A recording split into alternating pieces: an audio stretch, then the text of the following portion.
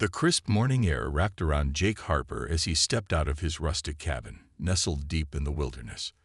The retired soldier had chosen this remote haven for a reason. It was miles away from the noise and chaos of the world he had once served to protect. After years in the military, Jake had grown tired of the endless noise, the crowded streets, and the fast pace of life. Here, surrounded by towering trees and the songs of birds, he could finally hear himself think. Jake wasn't running from anything, at least not in the way some might think. He was searching for peace, a kind of inner calm he had only glimpsed during his toughest days. The cabin was simple: wooden walls, a stone fireplace, and a small porch where he often sat with a cup of coffee, gazing at the serene beauty around him. Life was slower here, and he liked it that way. Each day had its rhythm. In the morning, Jake would chop wood for the fireplace. He'd then take a walk along the nearby creek, watching the water glisten under the sunlight. Afternoons were spent fishing or repairing things around the cabin. It wasn't much, but it felt like home.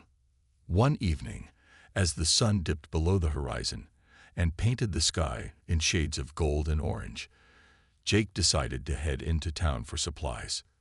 The nearest town was small, with a single grocery store, a diner, and a gas station.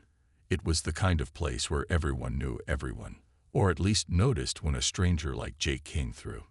Though he'd been coming here for a few months, the townsfolk still looked at him with a mix of curiosity and caution. Jake didn't mind. He preferred to keep to himself. Walking into the store, Jake grabbed a few essentials: coffee, bread, and canned goods. As he paid at the counter, the shopkeeper, a friendly older man named Tom, struck up a conversation. "Enjoying the peace out there, Jake?" Tom asked, his voice warm but filled with a hint of concern. Jake nodded, smiling faintly. "It's quiet. That's all I need." Tom chuckled.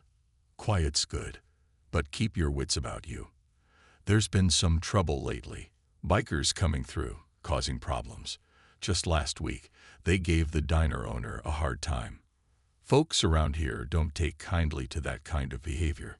Jake's eyes narrowed slightly, but he kept his tone light. "Thanks for the heads up, Tom. I'll stay out of their way." He finished his shopping and drove back to the cabin as the stars began to dot the night sky. The winding dirt road leading to his retreat felt even more isolated under the cover of darkness. Jake didn't mind. Isolation was a shield, one he had come to value. As he reached the cabin and unloaded his supplies, Jake noticed something strange. A faint tire mark on the dirt road near his driveway caught his attention. It was fresh, too fresh to be from his own truck. A flicker of unease passed through him, but he brushed it off, telling himself it was probably nothing. Still, as he locked the cabin door and settled in for the night, Jake couldn't shake the feeling that his peaceful retreat might soon be tested in ways he hadn't anticipated. The next morning, sunlight filtered through the tall trees, casting soft golden beams across Jake's cabin. The birds chirped as if nothing in the world could go wrong. Jake stretched and stepped outside, feeling the cool, fresh air on his face. He grabbed an axe and began chopping wood, his usual morning routine. The steady rhythm of splitting logs was calming, almost meditative. But something lingered in the back of his mind, the faint tire marks he had seen the night before. He had brushed them off as nothing, maybe a lost traveler turning around. Yet his instincts, sharpened by years in the military, whispered otherwise. After stacking the chopped wood neatly by the side of the cabin, Jake decided to make another trip into town. He needed some extra supplies for the week, and truth be told, he wanted to check if Tom had heard anything more about the troublemakers he had mentioned. The drive to town was uneventful, the road winding through dense forests and quiet meadows. As he approached the town's small center, Jake noticed the unmistakable sight of several motorcycles parked outside the diner. The bikes were sleek and loud-looking, their chrome gleaming under the sunlight. A group of men stood nearby, their laughter echoing across the otherwise quiet street. Jake parked his truck near the grocery store and walked over to Tom's shop. As he stepped inside, The older man greeted him with a nod, but his expression was more serious than usual. "They're here," Tom said quietly, glancing toward the diner. Jake followed his gaze through the window. The group of bikers was now leaning against their motorcycles, laughing and gesturing loudly. Jake could see a waitress from the diner standing nervously by the door, holding a tray of drinks. She seemed hesitant, almost afraid, as she approached the group. "Been hanging around all morning," Tom continued, his voice low. "They're not locals. Just passing through, I hope. But they've already scared off some of the regulars." Jake studied the scene for a moment before turning back to Tom. "Have they done anything serious?" "Not yet. Mostly noise and intimidation," Tom replied. "But you know how it is. It only takes one wrong move." Jake nodded, understanding the weight behind those words. He grabbed the items he needed, paid quickly, and thanked Tom. As he stepped outside, he noticed the bikers watching him. One of them, a tall man with a leather jacket covered in patches, smirked and said something to the others. Jake felt their eyes on him as he loaded his truck. He didn't acknowledge them, keeping his movements calm and deliberate. He had no intention of starting trouble, but his training had taught him to stay prepared for anything. As he climbed into his truck, he saw the waitress drop a glass, the sound of it shattering on the pavement cutting through the air. The bikers laughed loudly, their taunts carrying across the street. Jake's grip on the steering wheel tightened, but he resisted the urge to intervene. This wasn't his fight, at least, not yet. Driving back to the cabin, Jake couldn't shake the uneasy feeling growing in his chest. He had left the noise of the world behind for peace, but trouble seemed to have found him anyway. The bikers' mocking laughter echoed in his mind, a reminder that the quiet wilderness wasn't as isolated as he had thought. That night, as Jake sat on his porch with a cup of coffee, the stars twinkling above, he resolved to stay vigilant. He had faced bigger challenges before, but something told him this one would test him in ways he hadn't faced since his days in the service. Jake woke early the next morning, the cabin still wrapped in the soft glow of dawn.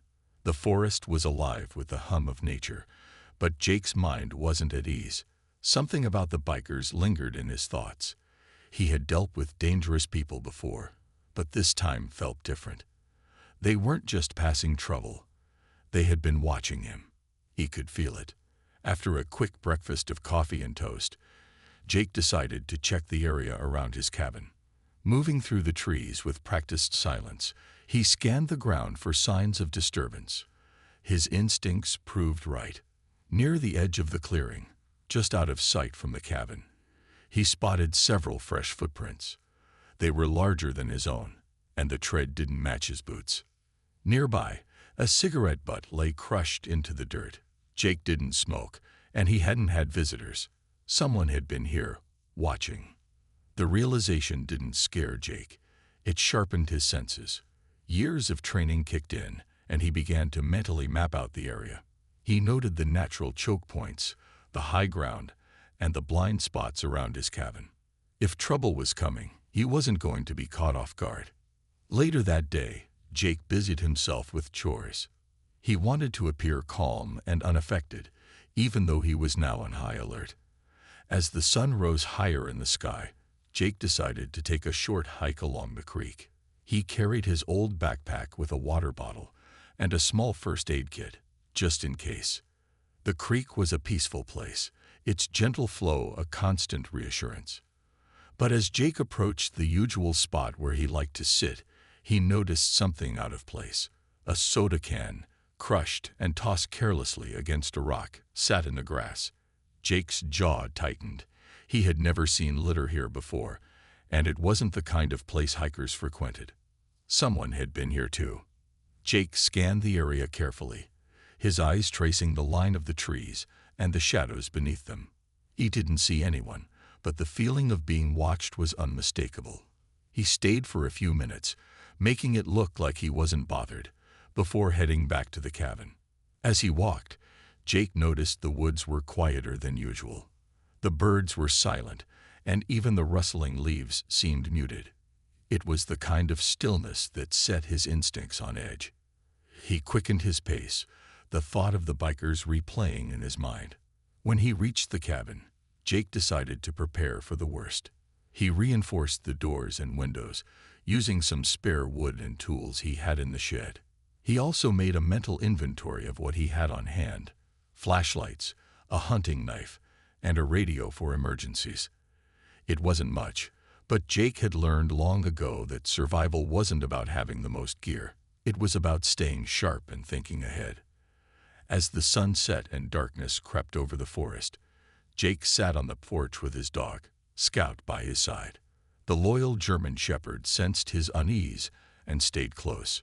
Jake stared into the trees, his senses heightened, and whispered to Scout, "Let's see if they come back tonight." The forest was quiet again, but Jake knew better than to trust the silence.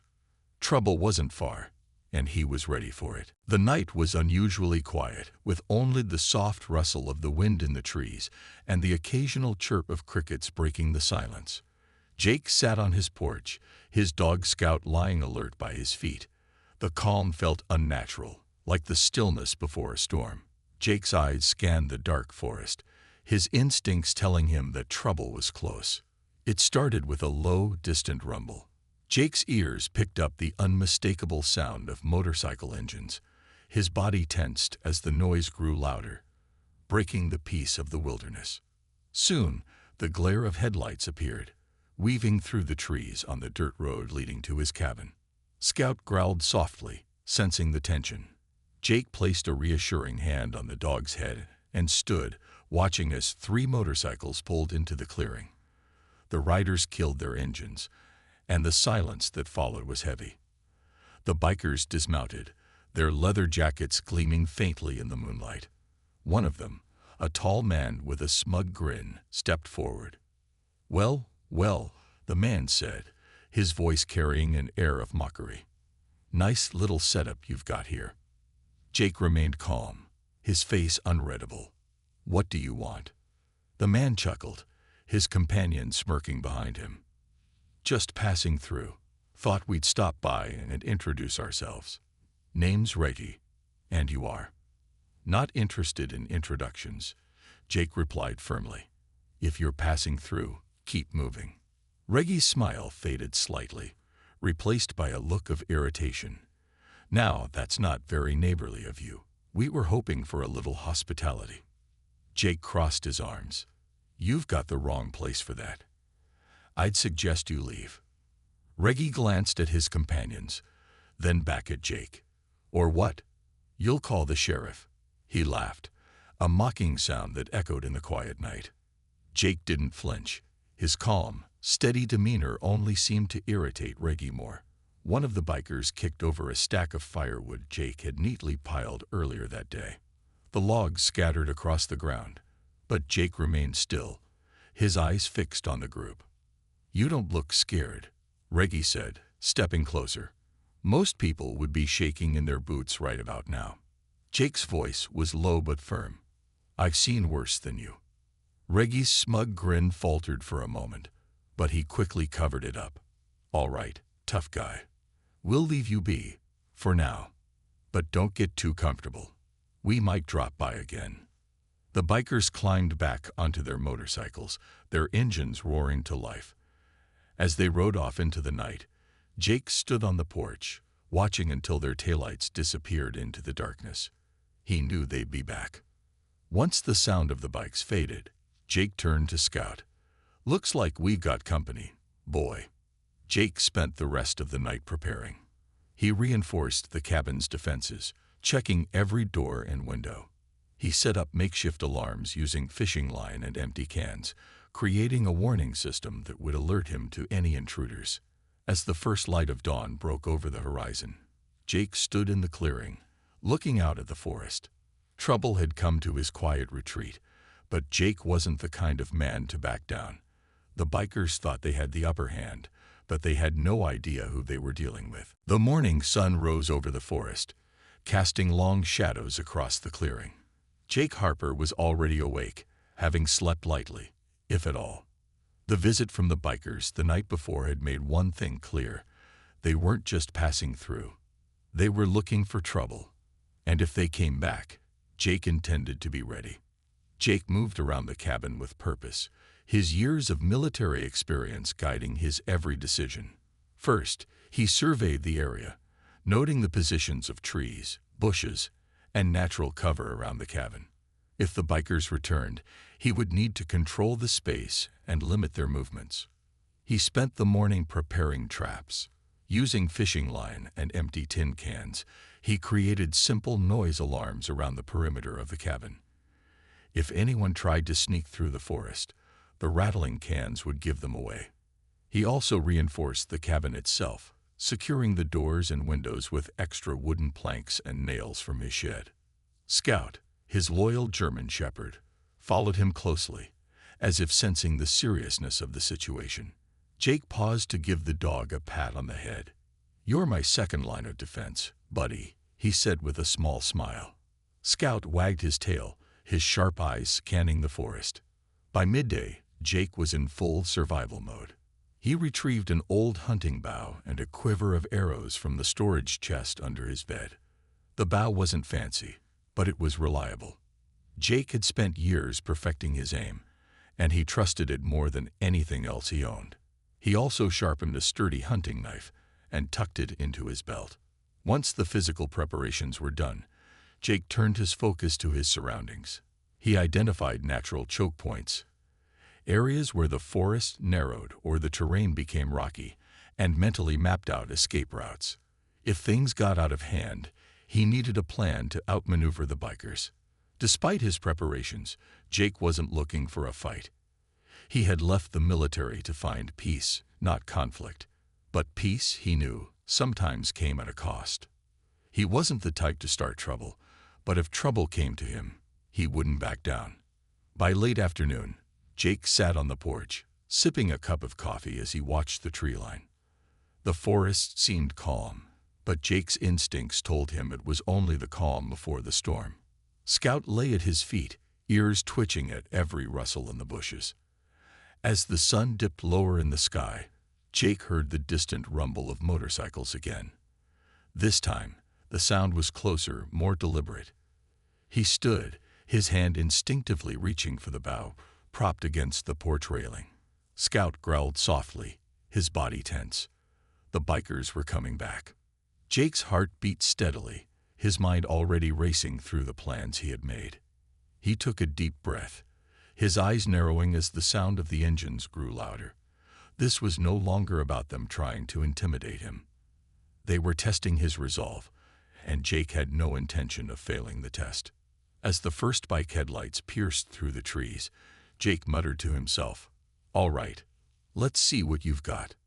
The wilderness around him seemed to hold its breath, as if waiting for the confrontation that was about to unfold. The roar of motorcycle engines echoed through the forest, shattering the peaceful stillness of the wilderness. Jake stood on the porch, his bow in hand, his sharp eyes fixed on the dirt road where the bikers were approaching. Scout stood beside him, growling low, ready for whatever was about to happen. The bikers pulled into the clearing, their headlights casting harsh beams against the cabin's wooden walls. 5 of them this time, more than the night before. Their leader, Reggie, dismounted first, his leather jacket glinting faintly in the moonlight. He grinned at Jake as if this was all some kind of game. "Didn't think you'd still be here, old man." The morning after the bikers' first attack, Jake was wide awake, even before the sun had fully risen. The calm of the wilderness around him felt different now, tense, like the forest itself was holding its breath.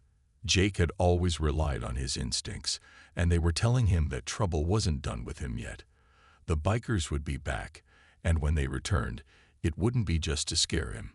It would be to finish what they had started. Jake spent the early hours reinforcing his cabin's defenses even more. He double-checked the fishing line traps, moved a few logs to create barriers around his most vulnerable areas, and placed his bow within easy reach. But there was something new on his mind. Scout. His loyal dog had been by his side through it all, but if the bikers came back in full force, Jake knew he couldn't risk Scout being in the line of fire. With a heavy heart, He decided it was time to send the dog away to a safer place. He packed a bag with food and water for Scout, making sure to take care of the dog's needs before anything else. As he prepared to send Scout to a neighbor who lived a few miles away, Jake glanced toward the woods. He felt like he was being watched again, though he saw nothing out of the ordinary. The eerie stillness weighed on him, and he quickly ushered Scout into the truck. "Go on, buddy," Jake said softly as Scout jumped into the vehicle. "Stay safe." Jake watched the dog drive off into the distance before turning back to the cabin. The silence seemed louder now, heavier. He wasn't sure why, but he had a gut feeling that today was going to be different. This time, the bikers might come prepared, and they wouldn't leave without a fight. It wasn't long before Jake's hunch proved right. As the sun began to set, the distant sound of motorcycles filled the air. This time, it wasn't just the hum of a few engines. It was a full roar, at least a half-dozen bikes, all heading straight for his cabin. Jake's heart pounded, but his resolve was firm. He wasn't going to back down. He had lived through too much to be intimidated now. The bikers arrived, their engines revving as they pulled into the clearing. Jake could hear them shouting, laughing, as they dismounted their bikes. But this time, there was no taunting, no mockery in their voices. They were here for something more. "Come out, Harper," Reggie shouted from the front of the group. "We know you're in there. You can't hide forever." Jake didn't answer. Instead, he silently moved through the cabin, checking his weapons and ensuring everything was in place. He had prepared for this moment, but that didn't mean it wouldn't be dangerous. The bikers weren't just troublemakers. They were desperate, and desperate people were the most dangerous kind. With a deep breath, Jake moved toward the front door, making sure to keep himself hidden in the shadows. As the bikers approached the cabin, Jake's eyes narrowed. They were close, too close now. "Last chance, Harper," Reggie's voice rang out. "Come out and make this easy on yourself." But Jake wasn't about to make it easy for them. He grabbed his bow and quietly slipped out the back door, making his way through the woods behind his cabin. His plan was simple: get the drop on them from behind, force them into a retreat. The tension in the air was thick as Jake crouched low in the brush. He heard the bikers approaching, their footsteps growing louder with each passing second. This was it. Jake crouched low behind a thick patch of trees, his heart beating steadily in his chest. The sound of the bikers' footsteps grew louder as they neared the cabin, their voices echoing off the trees. Jake's plan was simple but effective. He would wait until the bikers were close enough, then strike when they least expected it. As the bikers reached the porch, Jake's grip tightened on his bow. His eyes scanned their movements, calculating the best moment to act. He knew he had only one shot at this. They were too close now, and he couldn't risk them reaching the cabin and finding him. "Where is he?" Reggie's voice cut through the night, sharp and impatient. "Come out, Harper. You can't hide forever." Jake held his breath, staying perfectly still. He watched as the bikers moved around the cabin, looking for any sign of him. But Jake wasn't about to make it easy for them. He waited until the last biker turned his back, then swiftly drew his bow and released an arrow.